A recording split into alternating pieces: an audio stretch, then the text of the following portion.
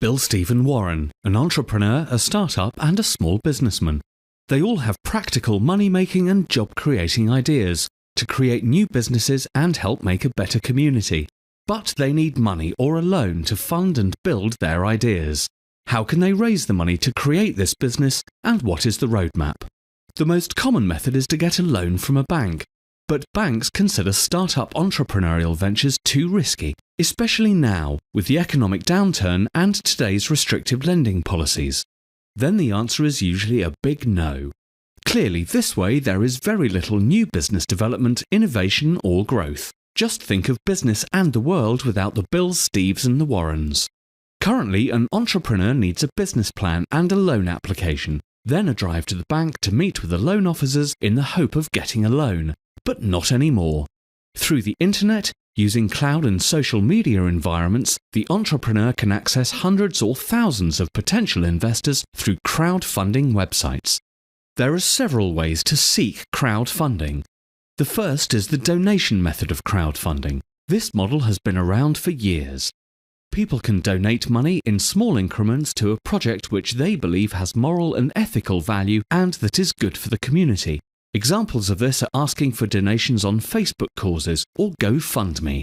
The second is the pre-order method of crowdfunding. Here people make online pledges during a campaign to pre-buy the product for later delivery. A good example of this is Kickstarter. The third is the reward-based method of crowdfunding.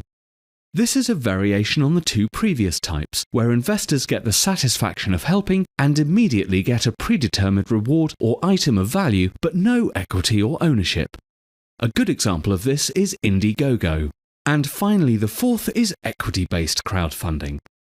This is the newest model, which will allow large numbers of regular people like you and me to invest small amounts each online to fund early startups with the expectation to receive dividends or investment appreciation based on profits of the business. So now we can see that crowdfunding is using the crowd to raise capital by connecting people with talent, ideas and some neat stuff to sell with those that have the funds to invest their way, thus creating jobs, new business opportunities and fueling the economy. Crowdfunding revenue is projected to top $2.8 billion in 2012 and more than $16.6 billion in 2014. The speed of growth of crowdfunding from 2009 to 2014 is very similar to the growth pattern of the internet in the early 1990s. This raises the big question. Do you want to just watch crowdfunding happen and grow, or do you want to be a part of it?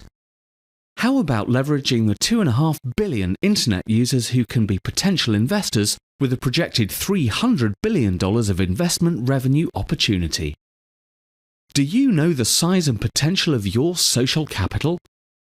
Discover how to capitalize on your network and learn to start your successful crowdfunding campaign.